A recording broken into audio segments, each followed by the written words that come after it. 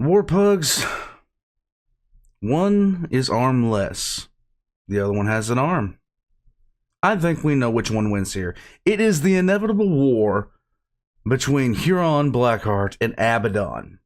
Now, everyone knows my feelings about Abaddon. It doesn't matter, like, it would take an utter miracle now to redeem Abaddon up in my eyes.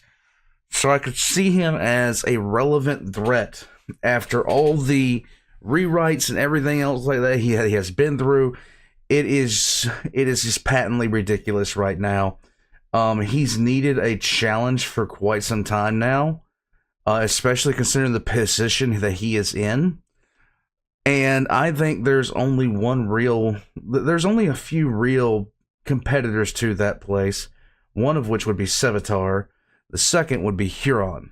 Now, with that being said, can they redeem Abaddon enough to where he can be considered a competent and realistic war leader of chaos? I just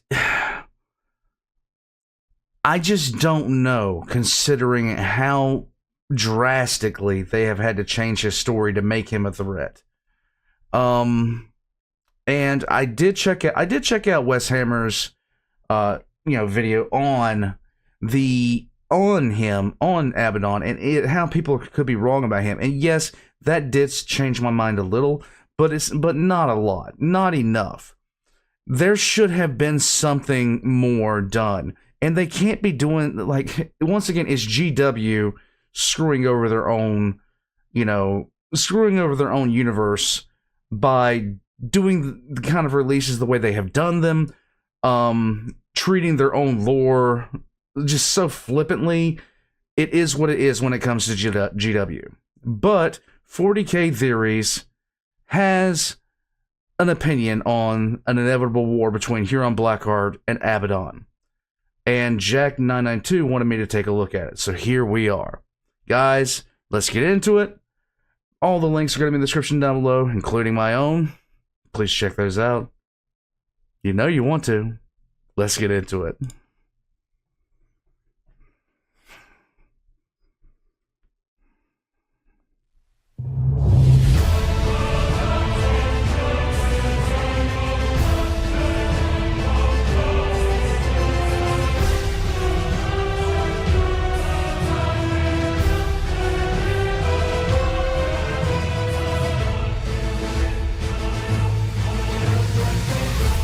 Let's go.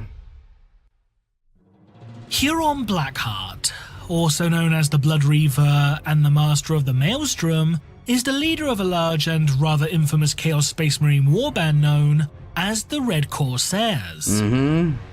Originally known as Luft Huron, the future Blackheart was once a proud and noble defender of the Imperium, whose chapter, the Astral Claws, alongside the Lamenters, Mantis Warriors, and Charnel Guard, were tasked with protecting those worlds that existed along the borders of the Maelstrom, a gargantuan warp space rift that was second only in size and intensity to that of the Eye of Terror. In time, however, due to various reasons, Huron would ultimately choose to turn his back upon the Imperium, instigating a series of events that would come to be known within historical records as the Badab War. During the final hours of this conflict, Huron, who by this point had since dubbed himself as the Tyrant of Badab, would sustain a number of life-threatening injuries after being struck by a melter blast, which hurts, resulting by in the the way. entire right-hand side of his body being effectively crippled and destroyed. The few surviving Astral Claws would then be forced to flee from their homeworld of Badab Primaris in order to seek sanctuary within the very heart of the Maelstrom itself. Despite teetering upon the precipice of death, Huron would manage to survive his injuries, although he would have much of his ruined body replaced with cybernetic prostheses. While many believe that Huron's survival was due to the tireless efforts of his chapter's tech marines and apothecaries, the truth of the matter is that the Tyrant of Badab had managed to strike some sort of bargain with the beings known as the Chaos Gods, there you go, who granted Huron both power and a second chance at life in exchange for his servitude. In addition, Huron would also be gifted with a demonic familiar, known as the Hamadria, to serve as a constant and ever-present reminder of the pact made between mortal and God. Now, having adopted the name of Blackheart, Huron would in time begin leading the forces of his newly rechristened Red Corsairs in a series of violent raids against the Imperium, often targeting remote mining outposts and isolated supply convoys in order to obtain materials such as weapons, ships, and even slaves. In the many most of the primary purpose was slaves. decades following the events of the Badab War, Huron Blackheart would continue to grow in both power and influence, with the ranks of his Red Corsairs beginning to expand at an exponential rate, as warriors from the traitor legions, in addition to various turncoats and dissidents from loyalist Space Marine chapters, began flocking en masse to the Blood Reaver's banner. But Huron's rapid rise to power around the Maelstrom would not go unnoticed, however, as he would soon gain the attention of Abaddon the Despoiler, the Lord of the Black Legion and current War Master of Chaos.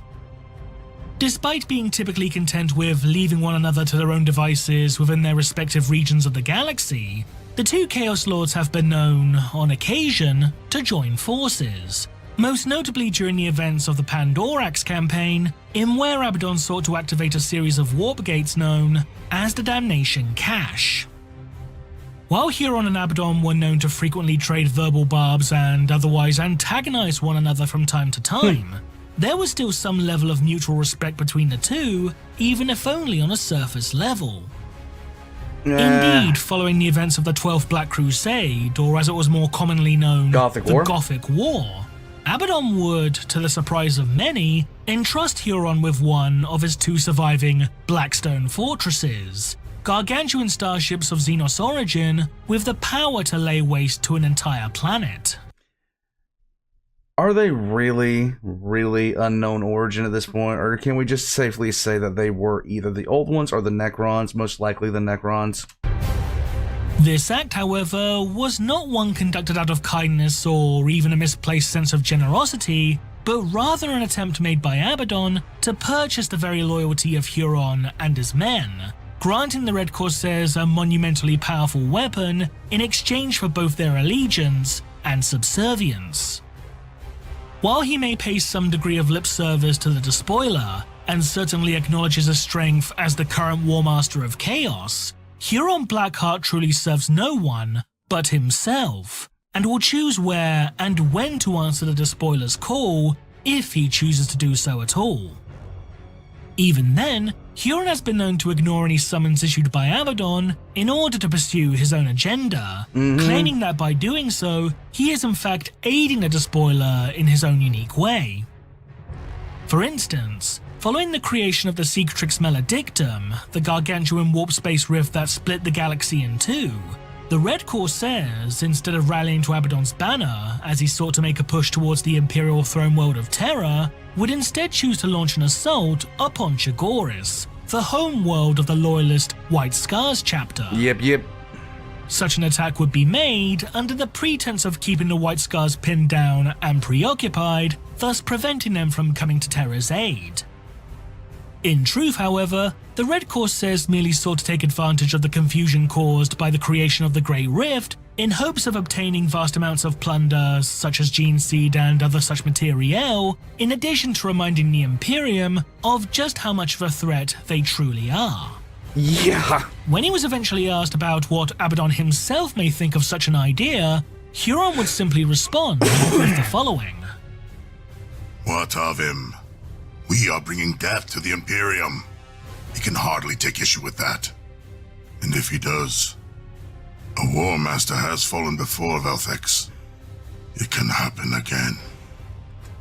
Fafo. This then leads to an intriguing question. What could happen should Huron Blackheart and Abaddon the Despoiler go to war against one another? One of the primary factors to be taken into account for any sort of hypothetical conflict between the Red Corsairs and the Black Legion is, of course, the size of the respective forces involved.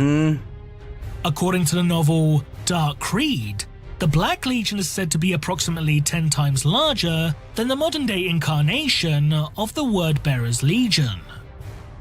The Wordbearers themselves, prior to the onset of the Horus Heresy, were stated to have had somewhere between 100,000 to 140,000 Astartes within their ranks, although the exact number remains somewhat unclear.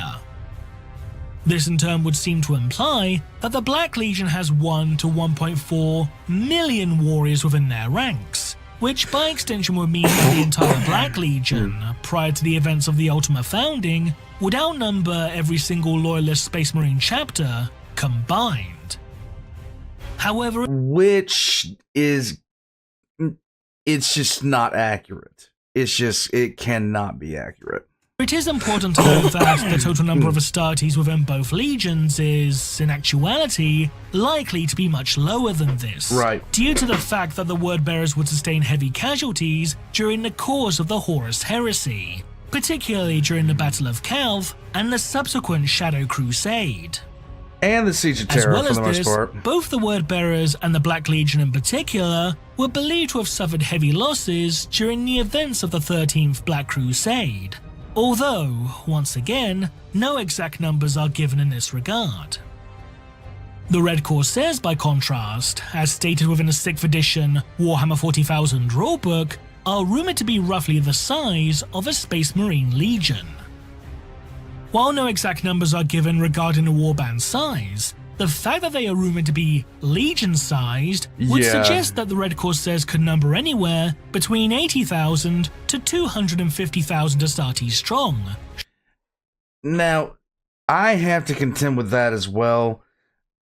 Now, a lot of the legions, a lot of them, we know about the largest ones, the Dark Angels, the Ultramarines. We know about quite a few of their numbers. The Death Guard, what their numbers were. Now, the sizes of the legions varied wildly. As a matter of fact, the Thousand Sons could be said to be one of the smallest legions out there. It did not have nearly the amount of legionnaires as others. The Space Wolves, I think, at some point may have approached 80,000, but that would be like at the near the height of their power.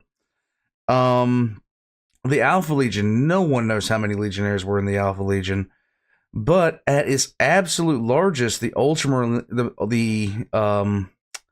the Dark Angels lost so many. I can't remember exactly how many they lost in the Ragnan Genocides, but oh my God, the size of a Space Marine Legion, the size of the Legion itself, I'd say on average would have been about 60,000. To be quite honest, Should these rumors indeed prove to be accurate. now that could just because I'm tired and I'm not making any sense, and it really depends on when in the Crusade you're talking about here. It's also reasonable to assume that both the Red Corsairs and the Black Legion will have access to various auxiliaries such as traitor guardsmen, mutants, and beastmen with which to bolster their numbers. In addition, both sides could very well utilize whatever sorcerers and psykers they have at their disposal in order to call upon the services of demonic entities during any sort of theoretical conflict. While the Black Legion is, without a doubt, the larger of the two factions, it's important to note that the Red Corsairs are growing at a much faster rate. After all, the Red Corsairs grew in size from just 200 warriors following in the wake of the Badab War to being comparable in size to an entire Space Marine Legion in less than 90 years. If the Black Legion do indeed number 1 million strong, then in the intervening 10,000 years between the culmination of the Horus Heresy and the onset of the 13th Black Crusade, Abaddon's Legion would have grown by roughly 100 Astartes per year, give or take a few. The Red Corsairs, by contrast, assuming that the warband numbers 80,000 strong, are growing approximately 8 times faster. This in turn would mean that the Red Corsairs will only need just over 1,000 years to rival the Black Legion in size, assuming that the warband can indeed continue growing by a rate of 800 or more warriors per year. As a result, from an initial standpoint, it would appear that in order for the Red Corsairs to have any chance of defeating the forces of the Black Legion, they would need to bide their time and continue building their numbers. But numbers alone do not guarantee victory in war, for even a vastly outnumbered force can triumph over a numerically superior foe, given the right circumstances. After all, there have been multiple instances throughout Terra's history alone where an army has managed, against all odds, to achieve victory against a much larger force. And he uses Agincourt as a example here by painting alone. Such as the battles of Agincourt, Ogehazama, and Lecoy Mills. So if the Red Corsairs, assuming that the Black Legion continue to outnumber them 10 to 1, can muster their forces at a strong defensible location, such as their current homeworld of New Badab, then it's entirely possible that, with the addition of orbital defense lasers and other such heavy weaponry, they could very well hold out against their foes, or at the very least give them a bloody nose, figuratively speaking. However, such a scenario is dependent upon whether or not the Black Legion would actually choose to invade New Badab as opposed to simply destroying the world from orbit. Yeah, and considering his track record. In regards to the latter option, there exists a vessel within the Black Legion fleet that was designed for such an express purpose in mind. The aptly named Planet Killer.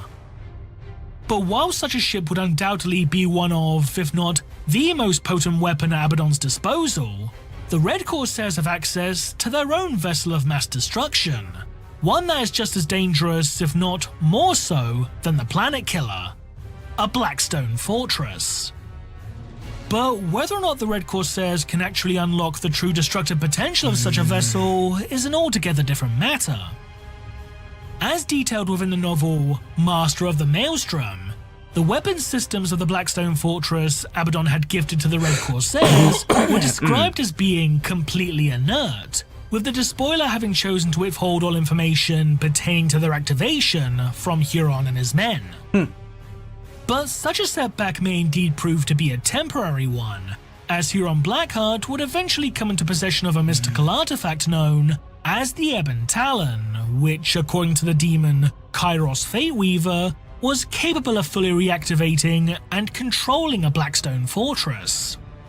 There you go. While the words of demons are to be seldom, if ever, trusted, never. If the Ebon Talon can indeed grant Huron full control over the inner workings of his Blackstone Fortress, then such a weapon would indeed prove to be a potent one should the Red Corsairs and Black Legion ever come to blows.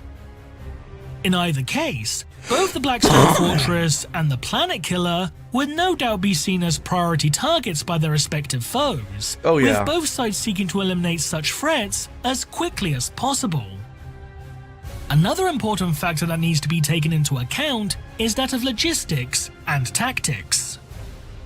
While Abaddon is certainly an accomplished warrior and a highly capable tactician in his own right, boasting over 10,000 years of combat experience, I feel like commenting so much on this.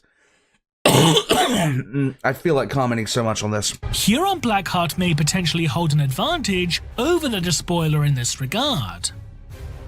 As the chapter master of the Astral Claws, who were by default the senior chapter of the Maelstrom Warders prior to the events of the Badab War, Huron was personally responsible for overseeing the defense of the entire Badab sector. In fact, it was due to his wealth of experience that Huron refused to let one of his subordinates assume command during the invasion of Chagoris, as such an action was far too important to entrust to an individual who was logistically inept by comparison.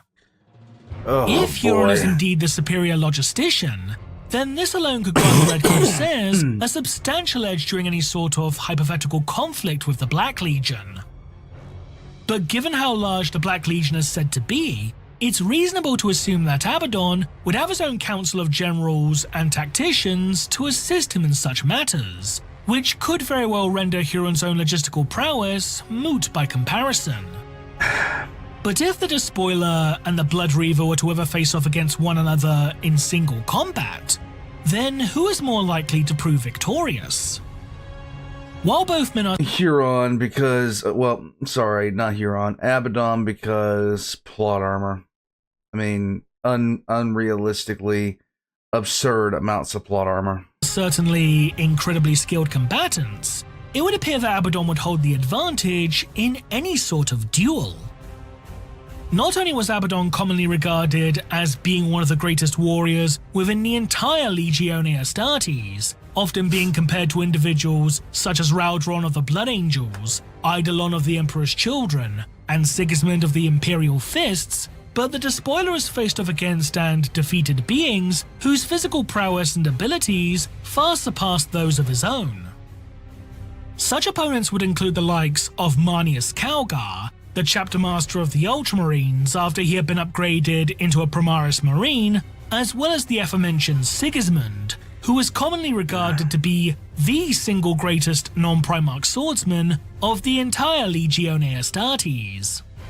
Yeah, but Sigismund was ancient when he fought Abaddon. Ancient. And Sigismund actually impaled Abaddon and would have killed him if not for basically Chaos messing around with it. Not only this, but Abaddon would even succeed in slaying a perfect clone of his very Primarch, Horus Lupercal, albeit with some assistance. In addition, the Despoiler also wields the Yeah, he did kill Horus, but it really wasn't a fight. Demon Blade Draknien, a weaponized entity so potent and powerful that not even the Emperor of Mankind, the single most powerful Psyker of the entire human species, could destroy it. While Huron Blackheart is by no means a pushover in a fight, he simply lacks the millennia of combat experience possessed by the Despoiler, and has even lost duels to opponents who were, quite frankly, not on the same level as Abaddon, such as Captain Typhus of the Death Guard Legion. That being said, however, Huron does have one small advantage over the War Master. And what would that be? His Hamadria. The Hamadria is able to grant Huron some small measure of psychic or sorcerous power, allowing him to tap into the energies of the warp in order to grant him a variety of abilities, such as precognition and astral telepathy. While this could theoretically grant Huron some sort of advantage over Abaddon in combat, it's important to note that the Despoiler has himself been blessed by all four Prime Chaos Gods, and as such, should the two Chaos Lords ever face off in battle, it's likely that Abaddon would triumph over the Blood Reaver. Regardless as to who ultimately wins, it's fair to say that any full-scale war between the Red Corsairs and the Black Legion would be a long and bloody affair, one that could potentially attract the attention of other factions throughout the galaxy. Oh yeah, it would. Should the Imperium of Man learn that two of its greatest foes are engaged in a full-scale war against one another, then it may very well, in response, begin mustering its own forces in order to strike a crippling blow against the victor, or at the very least ensure that the losers of such a conflict are utterly destroyed, leaving it with one less enemy to contend with in the future. Yeah, but the if the Imperium would do Imperium that. decided to instigate an attack upon either the Black Legion or the Red Corsairs during this time, then such an action could very well take months if not years to coordinate due to how notoriously slow the Imperial bureaucratic system tends to be. Not only that, you wouldn't want to risk attacking the two of them because they could immediately turn and face you. That being said, should Rabute Gilliman, the Primarch of the Ultramarines and Lord Commander of the Imperium, take a personal interest in such a military campaign, then the Imperium may very well be able to muster its forces at a much faster rate than usual. Not only this, but such a large and intense conflict could even attract the attentions of the Orcs, a race that, due to its warlike mentality and love of battle, is known to congregate towards large-scale war zones in hopes of finding a good fight. Should the Orcs choose to insert themselves into the conflict, then the Black Legion and Red Corsairs may be forced to call a temporary truce in order to deal with a common foe, or perhaps the war will simply devolve into a three-way conflict. In either case, It could happen. should the Red Corsairs and the Black Legion ever go to war, then the galaxy would witness a transhuman conflict fought on a scale not seen since the days of the Horus Heresy. What do you think? Leave a comment below, and thanks for watching. Guys, let me see if there's any. Okay, so my opinion on Huron and Abaddon. I do not think the numbers are nearly as large as he says, says they could be. Because if it was the case that the Black Legion had 1.3 million Space Marines in it, and then they would literally, like, Cadia wouldn't have stood a chance. Cadia would not have stood the faintest chance. One thing you got to remember is a lot of the Traitor Legions can't reproduce their own Space Marines anymore, which is why they go after Gene Seed so often, to corrupt it to use it themselves. I think it more... I actually need to do some research into that so I can come up with my own numbers. But the concept of them having that many Space Marines is kind of off to me. Abaddon, in a straight fight between the two of them, he'd still win because of plot armor extremists, which is kind of annoying to me. When he fought Sigismund, the only thing that kept him alive was chaos. It was chaos just messing with the outcome of the battle. Sigismund actually should have killed him with the strike that he made. But if you kill Abaddon, then who are they going to put in charge of the thing? Who are they going to put in charge at that point?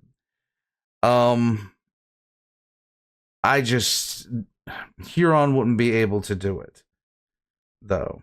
Not even disregarding plot armor, just because of the sheer amount of experience that... Because Abaddon is actually, like he said, one of the most competent swordsmen, period.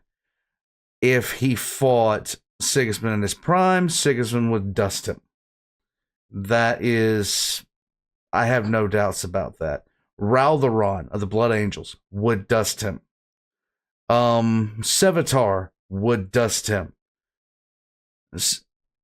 I'd say Abaddon was easily one of the best overall fighters, but he was not on the level of the other, expert swordsmen in the Horus Heresy. I think if you had a top 10 list, he wouldn't be on it.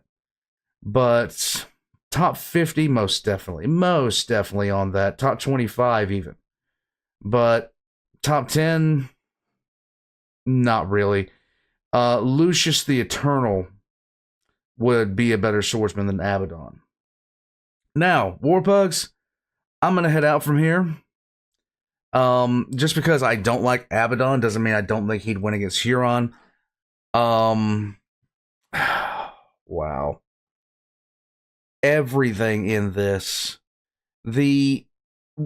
I do have to say, in the event of a war breaking out between two major factions of Chaos, the Imperium would most likely, unless they were tied down to a location, would most likely stay out of it because they don't want to interrupt them while they're making a mistake.